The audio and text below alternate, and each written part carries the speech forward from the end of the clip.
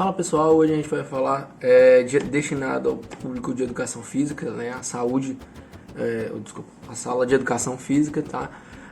E a disciplina que eu assumi do professor Bruno, ele tem os motivos dele, eu assumi a motricidade e corporeidade humana, tá? Então durante todo esse período vocês vão estar comigo aqui curtindo os conteúdos. Espero que gostem, tá? Sejam bem-vindos, tá? E tem todo um trabalho, então vou passar o vídeo, tá? E depois vocês veem aqui embaixo, tá?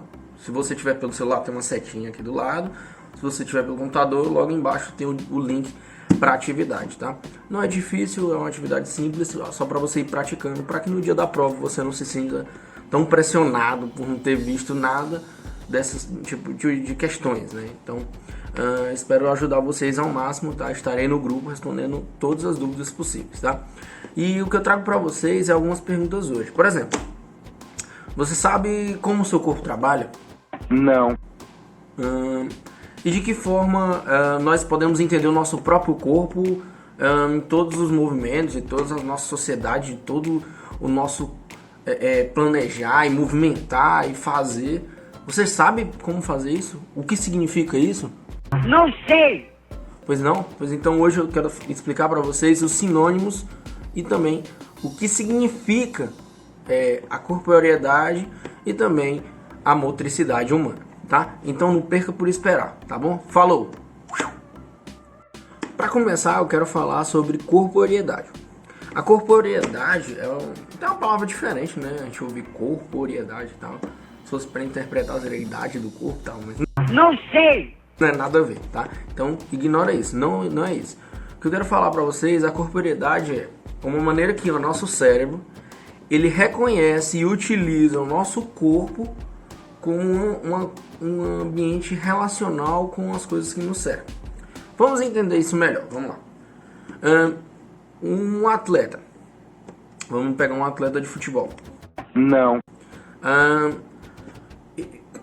A corporeidade vem para explicar basicamente como um atleta ele vê o próprio corpo dele com almejar a fazer um gol, mas nem sempre pode ser assim. Por exemplo, em sua maioria os jogadores que jogam na linha, né, eles têm o objetivo de fazer o gol. Entretanto, os goleiros não. O goleiro tem a visão de defender e evitar o gol. Então, qual é a ideia?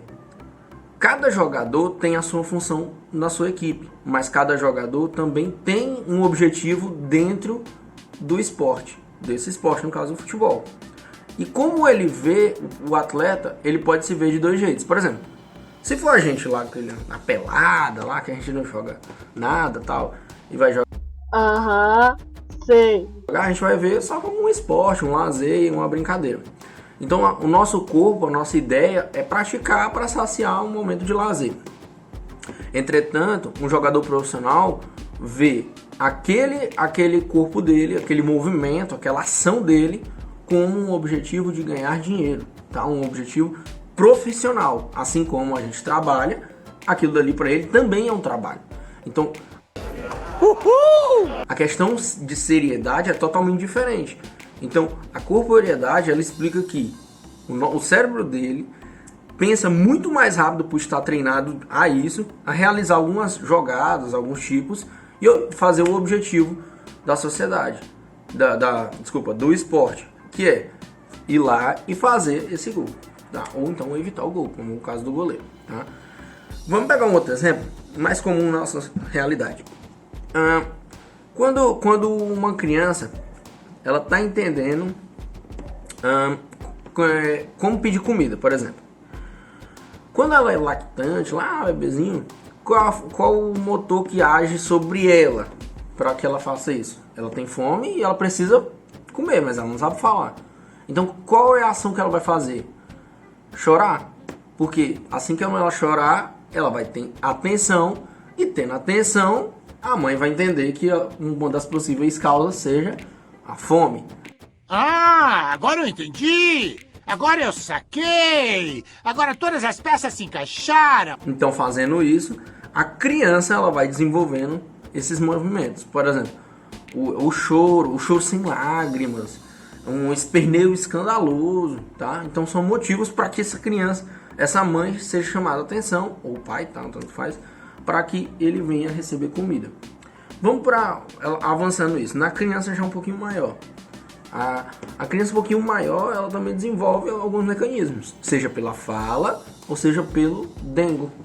Por exemplo, ela chega lá de pouquinho em pouquinho, vai perguntando algumas coisas, outras coisas, até chegar no ponto que ela quer. Ela quer brincar, quer um brinquedo específico. Então ela vai aos poucos em perguntas até chegar no que ela quer.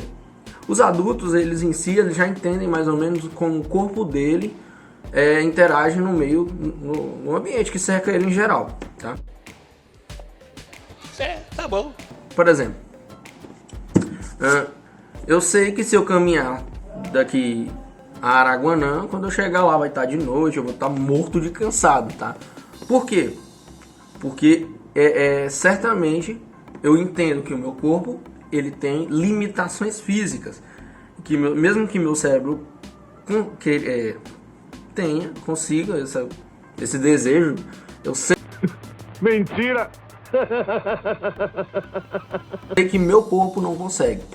Então a corporeidade ela vem para entender justamente algumas coisas. Por exemplo, ela sempre vai querer uma situação, tá? Ela sempre vai querer uma situação, ela sempre vai querer alguma finalidade e de que jeito você faz isso. Então, se você entende essas três coisas, você tem uma corporeidade de uma situação. Então, para entender isso, você também tem que levar em consideração o nosso segundo conceito, que é de motoriedade. A motoriedade também é um impulsionador de motivos para a gente entender como as coisas funcionam. Jazinho, eu volto para explicar o que é motoriedade e como as duas se interrelacionam, tá bom? Então fica aí. Vamos lá. Motoriedade também não é a idade do motor, tá? Ainda mais que a gente não tá falando de engenharia mecânica, nada a ver. Então vamos lá. Chega! Motoriedade é o entendimento sobre os mecanismos que o nosso corpo funciona. Por exemplo, se eu consigo bater num ritmo, certo a toda hora, é porque o meu corpo tem a coordenação motora. Ele tem a coordenação motora para levantar meu braço e abaixar num objeto, ritmicamente. Ou seja, ele consegue fazer isso repetitivamente para produzir um som. Por exemplo, eu consigo correr de uma maneira retilínea, reta. Por quê? Porque eu tenho coordenação motora das minhas pernas e equilíbrio dos meus braços para eu correr de forma reta, numa velocidade constante. Como eu consigo chutar uma bola? Tem gente que não consegue, por questão de coordenação motora. Isso também envolve algumas questões, por exemplo, do nosso dia a dia. Vamos entender isso? Vamos lá. A escrita. Minha escrita eu sou zero à esquerda, mas para digitar Tá bom. eu sou muito rápido. Por quê? Porque eu consegui desenvolver uma coordenação motora para digitar, ou seja, para teclas e teclados bem rapidamente, e tem o meu jeito. Mas para escrever eu não tenho uma letra tão bela. Então o que acontece? A minha coordenação para escrita foi difícil, mas para teclado no teclado não foi tão difícil, tá? Então a motoriedade ela vem para estudar justamente as coordenações que apresentam essas motoriedades. E ela pode ser algumas, eu até anotei aqui. Ela pode ser rítmica, tá? Ela pode ser de persistência. Ela pode ser de controle inibitório. Como assim? Vamos lá. Se for de ritmo, é a constância de fazer aquilo, ou seja, eu consigo fazer tudo aquilo no mesmo ritmo, no mesmo momento, tá? Sem perder a velocidade ou aquele tempo que tem que ter. De persistência, eu consigo fazer isso repetitivamente várias vezes seguidas, tá? Então eu tenho uma persistência na minha coordenação, eu consigo fazer isso muito. E controle inibitório, eu sei o momento exato de parar o movimento. Como assim? A maioria das pessoas ela tem que ter um controle inibitório, por exemplo, para comer. Se a gente come demais, a gente engorda e tecnicamente a gente tem que ter esse controle inibitório.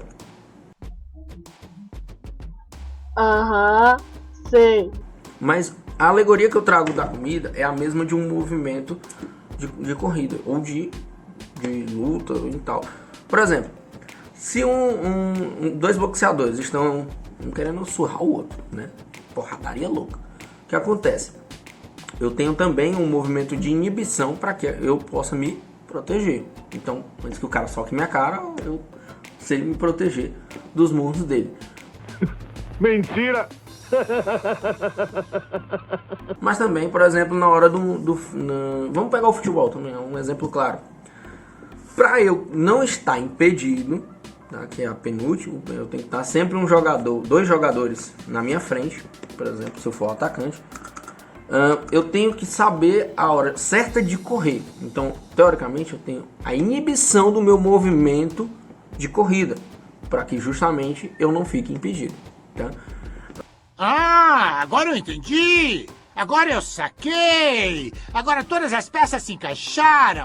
Ou então o nadador, na hora de nadar, ele tem que ter um movimento de repouso para que ele se erga da água e ele consiga submergir e conseguir nadar novamente, tá? Então a motoriedade, ela vem para explicar como as nossas coordenações motoras ela pode ser explicada dependendo da finalidade.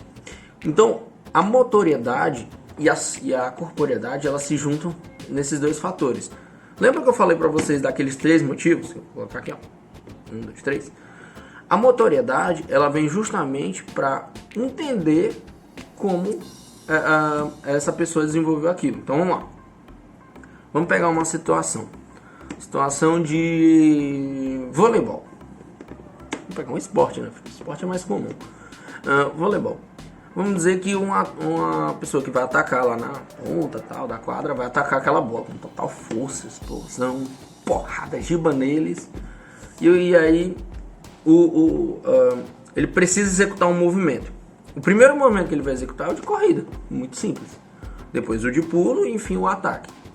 O primeiro pulo que ele vai executar, ele tem que ter a situação de ganhar, tem que pegar a velocidade. Essa é a situação aqui, ó. A finalidade é justamente alavancar o seu pulo. E de que forma ele vai fazer isso? Que é a motoriedade aqui, ó. Vamos falar, a motoriedade é o movimento retilíneo dos braços e das pernas, tá? Então de corrida, o movimento de corrida. Isso é a coordenação motora dele. Em um segundo momento ele vai pular. Então a finalidade é ganhar altura para poder atacar. Depois ele vai ter a situação, aliás, de pular com a finalidade de ganhar altura para poder atacar e ângulo para a batida da bola. E por fim, o movimento que ele tem que ter de coordenação é tanto em equilíbrio nessa coordenação motora, quanto também de salto, tá? Uma coordenação motora para salto. Então ele tem que ter esse movimento. E por fim, quando ele ataca a bola, ele tem a finalidade de literalmente bater a mão na bola, não o braço, não a perna, literalmente a mão, com a situação a bater a bola na mão. A finalidade é justamente pontuar, porque a ideia do jogo é pontuar, não é fazer gol, não é passar a bola por determinados lugares. Por fim, é a coordenação de girar o braço com total força, tá? O giro do braço de fora para dentro, como se fosse um movimento circular, só do braço, tá? Então no ar ele vai fazer esse movimento, justamente em 3 etapas. Então a gente vê que a corporeidade, ela vem para explicar, a corporeidade e a motoriedade, ela vem para explicar 3 situações para a gente entender, 3 aspectos para a gente entender essas situações, tá? Então não é difícil, é um conceito básico. Eu vou começar agora. A gente vou explicar um pouquinho melhor isso no esporte, tá? Mais para frente. Vou explicar um pouquinho dos movimentos, tá? Que pode existir do braço, da perna, do corpo. E aí a gente vai começar, tá? Mas não se esqueça que aqui embaixo também tem 2 botãozinhos, tem o like e o dislike. Você dá esses 2 justamente para me falar se tá gostando da aula, se não tá, de que forma você quer melhor, ou se você acha que precisa melhorar na fala, de entender melhor, tá? Aqui embaixo também temos uma atividadezinha pra gente complementar esse conteúdo que eu tô falando pra vocês. Essa primeira aula bem simples, introdutória, O professor Bruno já começou, mas eu tô começando também agora. Quero continuar o assunto de agora pra frente, tá? Espero que tenham gostado. Até a próxima. Tchau, tchau.